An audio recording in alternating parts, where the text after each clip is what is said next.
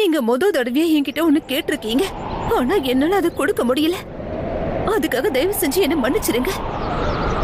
ஒரு உண்மையை சொல்லவா? இந்த உறவுல எனக்கு நம்பிக்கையே இல்லை.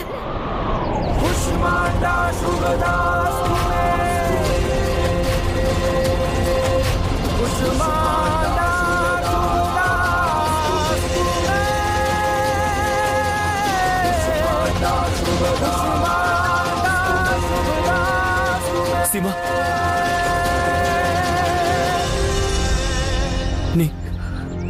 நீ இனிமே இந்த உறவே கிடையாதுன்னு சொல்லிட்டு முகத்தை திருப்பிக்கிட்டு இங்கிருந்து போகக்கூடாது. இந்த மாதிரி செய்யறதால நீ என்னோட சேர்த்து உன்னையும் தண்டிச்சுக்கிற. சீமா, உனக்கே ஒரு விஷயம் ரொம்ப நல்லா தெரியும்.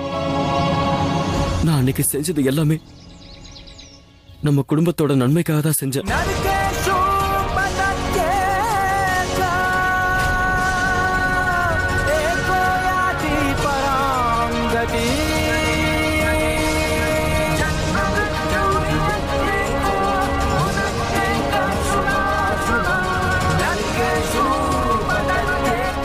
சீமா, நில்லு.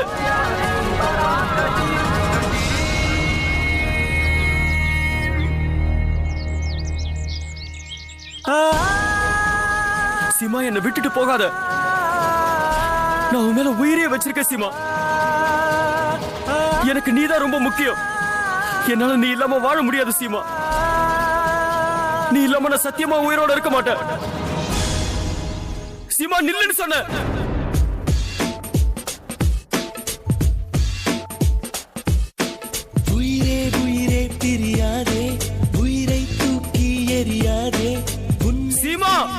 உலகம் கிடையாதே, கனவே கனவே கலையாதே, கண்ணீர் துளியில் கரையாதே, நீ இல்லாமல் இரவே விடியாதே. பெண்ணே, நீ வரும் முன்னே ஒரு எப்பவும் யார் கூட இருந்தா நான் பாதுகாப்பா இருப்பேன்னு நினைச்சனோ, இன்னைக்கு அவரு கூட வாழ்றத நினைச்சா எனக்கு ரொம்ப பயமா இருக்கு. ஆயுள் முழுதும் அன்பே உன் அருகில் வாழ்ந்திட நினைத்தேன், அரை நொடி மின்னல் போலே சென்றாயே. உயிரே உயிரே உன்னோட தாடி கயிறாவத்து கூட தூக்கி எறியாதே, உன்னை பிரிந்தால் உலகம் கிடையாதே.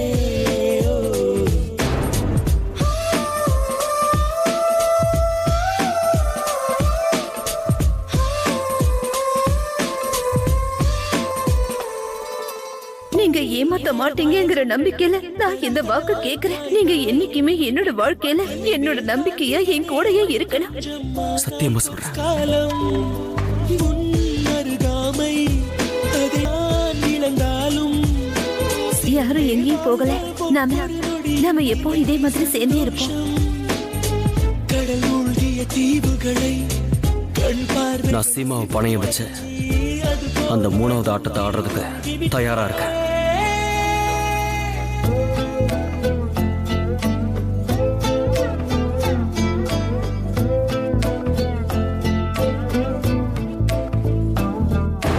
உயிரே உயிரே பிரியாதே, உயிரை தூக்கி எறியாதே, உன்னை பிரிந்தால் உலகம் கிடையாதே.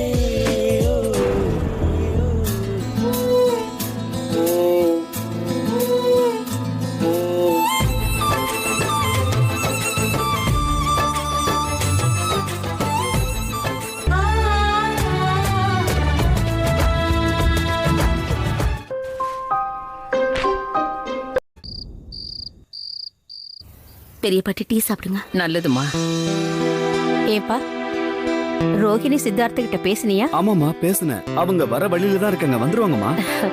அந்த அம்மனுக்கு தாங்க நாம நன்றி சொல்லணும். அந்த சிவனோட தயவால என்னோட நாகமணி என்கிட்ட வந்து சேரணும்.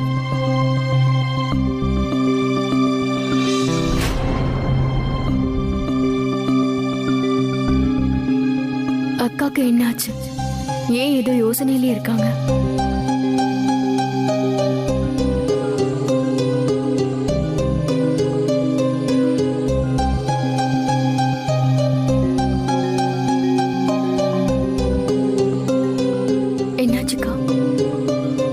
ரோகிணி, சித்தார்த்,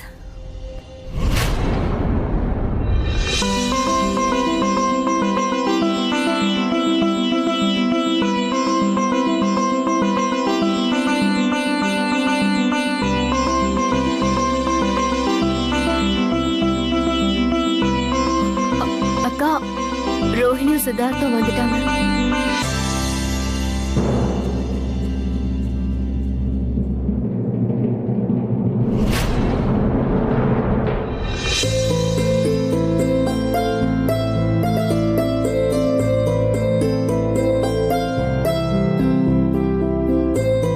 சந்தோஷமா இருமா.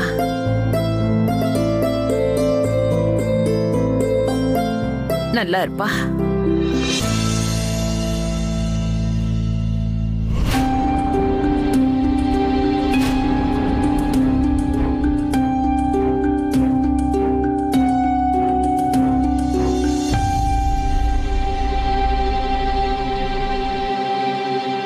மாமா எங்கக்கா?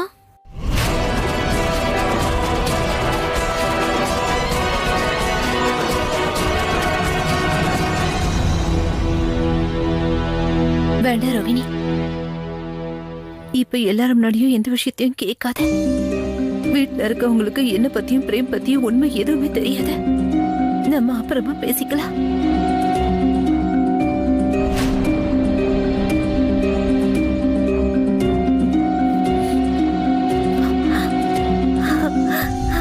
நீ நல்லா இருக்கல? நல்லா இருக்கேன். சித்தார்த் என் கூட இருந்தாருல்ல, என்ன பத்திரமா பாத்துக்கிட்டாரு.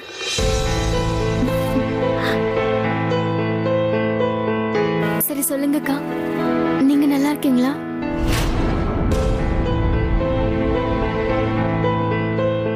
ரோகிணி, உனக்கும் அப்புறம் சித்தார்த்துக்கும் மாயாவோட நாகமணி அடையறதுல எந்த ஒரு கஷ்டமும் ஏற்படல?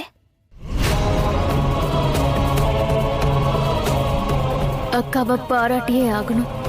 அவங்களோட வாழ்க்கையில இவ்ளோ பெரிய பிரச்சனை ஏற்பட்டிருக்கு. ஆனாலும் சிரிச்ச முகத்தோட ரோஹிணி கிட்ட அவங்க என்ன பத்தி பேசிட்டு இருக்குங்க. ஒண்ணுமே நடக்காத மாதிரி காட்டிக்கிறாங்க.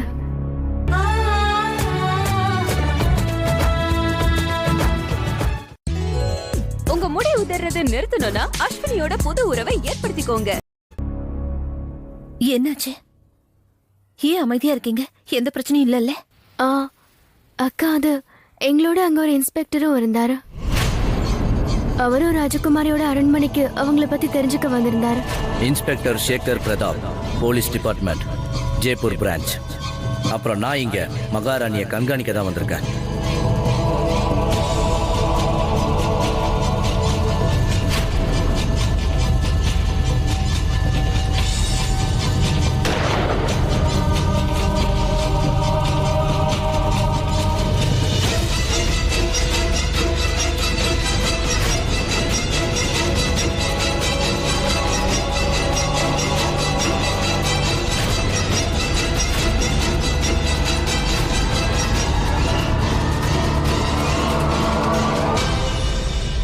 அம்மா தாயே, உங்களுக்கு ரொம்ப ரொம்ப நன்றிம்மா. எங்க ரோகிணியும் சித்தார்த்தையும் நல்லபடியா எங்க வீட்டுக்கு அனுப்பி வச்சிட்டீங்கம்மா. நாங்க செஞ்ச செயல்ல எங்களுக்கு வெற்றி கொடுத்ததுக்கு நாங்க உங்களுக்கு ரொம்ப கடமைப்பட்டிருக்கோம்மா. ஜெய் துர்கா தேவி. நம்மளோட உண்மையான நோக்கம் இப்ப நிறைவேறிடும் பெரிய பாட்டி.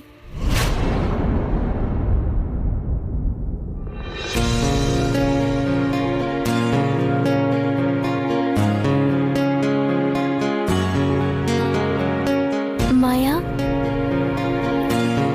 இந்த அவனோட நாகமணி.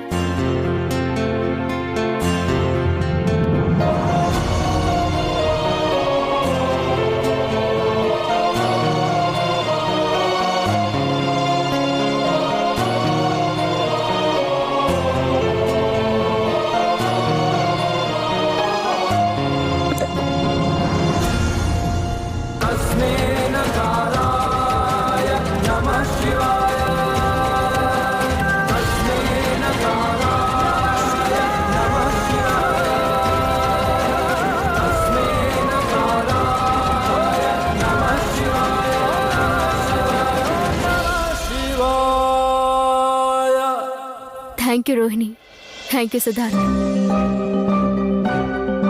அக்கா, நான் என்னோட நாகமணியை உள்ள எடுத்துட்டு போறேன்.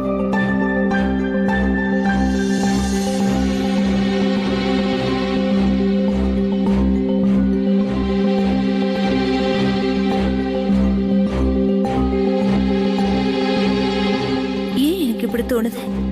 எங்க எல்லார்கிட்டயும் மாயா ஏதோ ஒரு விஷயத்த மறைச்சுக்கிட்டு இருக்கான்னு.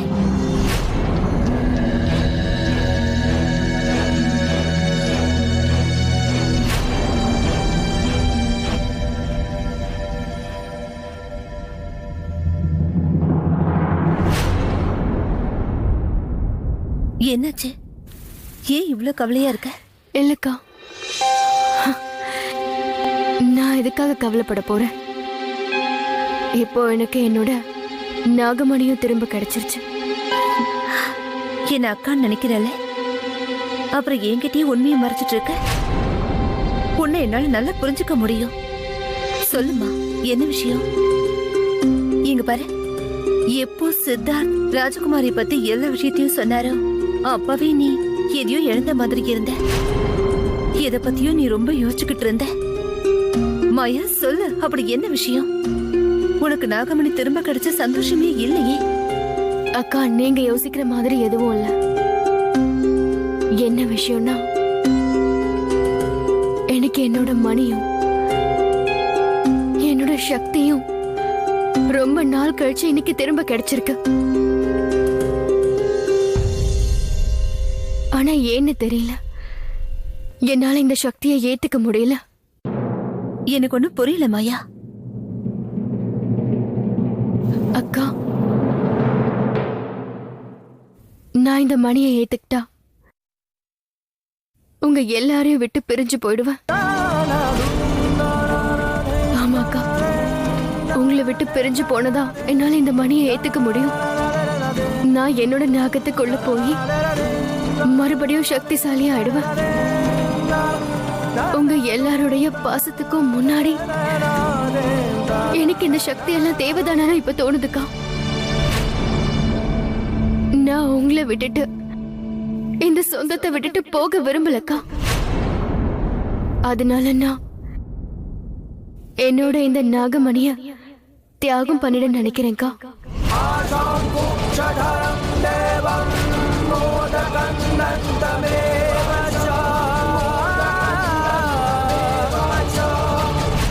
அன்பால உருவான உறவு ரத்த சொந்தத்தை விட ரொம்ப நெருக்கமானதா இருக்கும். அந்த மாதிரியான ஒரு உறவு தான் எனக்கு உங்களோட ஏற்பட்டிருக்கு.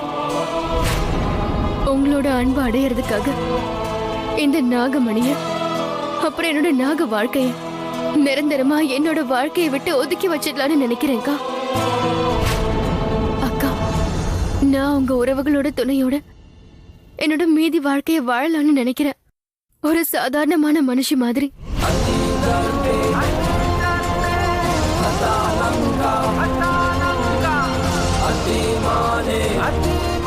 மாயா, எந்த ஒரு உறவும் இல்லாமலேயே நாங்க எல்லாரும் உன் கூட சேர்ந்துட்டோம். நீ எங்களை பொறுத்த வரைக்கும் நாகம் இல்ல, எங்களை மாதிரி ஒரு சாதாரண மனுஷி. எங்க குடும்பத்துல நீ ஒரு அங்கம் ஆயிட்ட. ஆனா மாயா, இவ்வளவு பெரிய முடிவை நீ எடுக்கிறதுக்கு முன்னாடி நான் என்ன சொல்ல வரேன்னா, நீ நல்லா யோசிச்சுக்கோமா.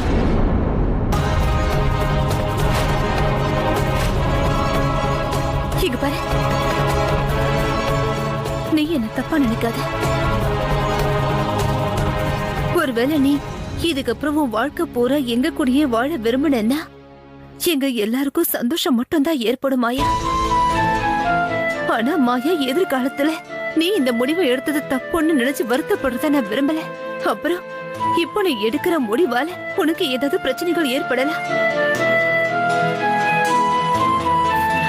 அக்கா, ஒரு மனுஷன் நல்லா யோசிச்சு எப்ப எந்த முடிவு எடுத்தாலும் அந்த முடிவு சரியானதா தான் இருக்கும்.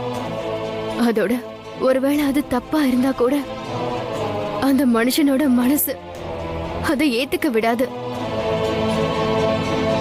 இப்ப பாருங்க, நீங்க கூட பிரேம் மாமாவை மன்னிக்க கூடாதுன்னு முடிவெடுத்தீங்க.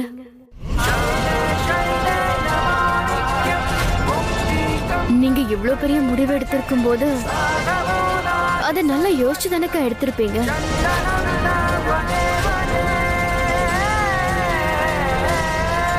உங்க ரெண்டு பேருக்கும் நடுவுல நான் எதுவும் பேச விரும்பல. ஏன்னா நான் இப்ப பிரேம் மாமாக்கு ஆதரவா பேச ஆரம்பிச்சேன்னா உங்களை எதிர்த்து பேசின மாதிரி இருக்கும். அதே மாதிரி நான் மணியை தியாகம் பண்ணணுங்கிற முடிவையும் நல்லா யோசிச்சுதான் எடுத்திருக்கேன்.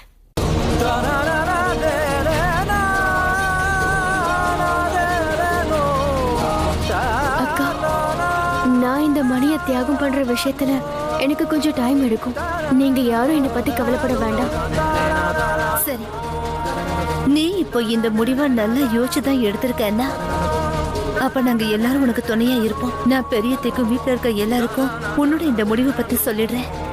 அப்புறம் மாயா, இந்த பரத்வாஜோட வீட்டு வாசக்கதவு உனக்காக எப்பவுமே திறந்திருக்கும். எங்களோட குடும்பத்துக்கு நான் உன்னை வரவேற்கிறேன் மாயா. எந்த நிமிஷத்துல இருந்து என்னோட குடும்பம், நம்மளோட குடும்பம் வாழ்க்கையில உனக்கு எந்த பிரச்சனை வந்தாலும் துணையா இருக்கும். அப்புறம் சாகர வரைக்கும் உனக்கு பாதுகாப்பா இருக்கும். தேங்க்யூ அக்கா.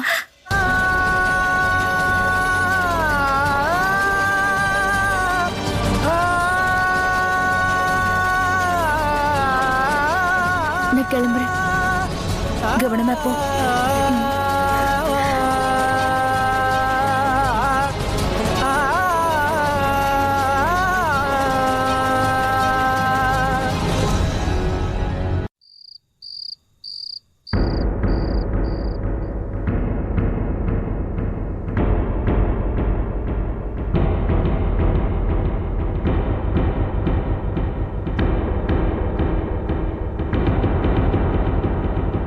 சீமா, சீமா,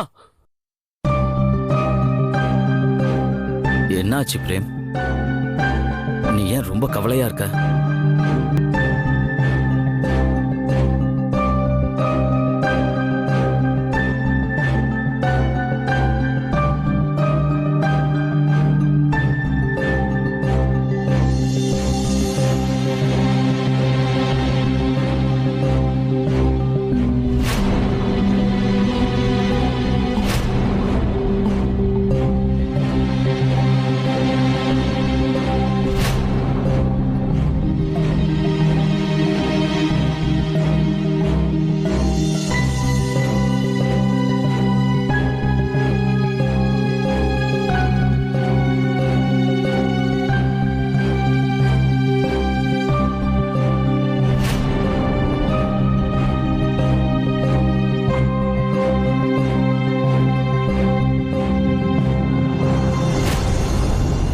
ஒரு மனுஷன் எது மேல அதிக ஆசை வைக்கிறானோ அந்த ஆசை கண்டிப்பா ஒரு நாள் நிறைவேறும்.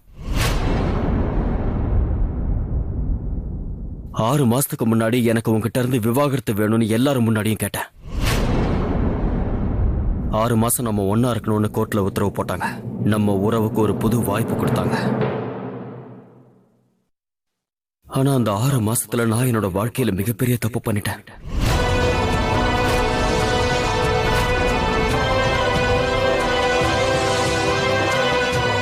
நான் தெரிஞ்சு செஞ்சாலும் தெரியாம செஞ்சிருந்தாலும் நான் செஞ்சது மிகப்பெரிய குற்றம்.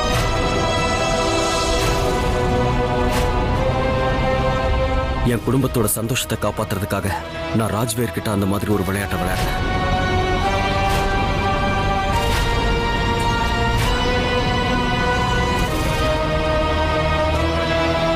அன்னைக்கு அந்த விளையாட்டுல நான் சீமாவை பணைய வச்சு விளையாட வேண்டியதாயிடுச்சு. நான் சீமாவை பணைய வச்சு அந்த 3வது ஆட்டத்தை விளையாட தயாரா இருக்கேன்.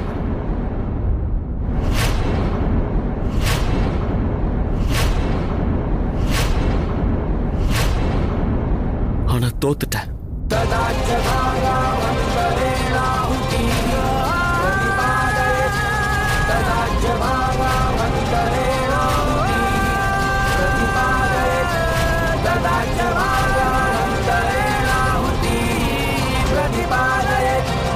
நம்ம குடும்பத்துக்காக தொலைஞ்ச சந்தோஷத்தை திரும்ப கொண்டு வர போனேன்.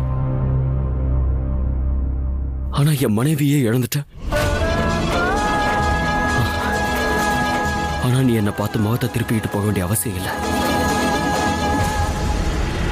என்ன இப்போ கோர்ட்ல இருந்து கன்ஃபர்மேஷன் லெட்டர் வந்துருச்சு.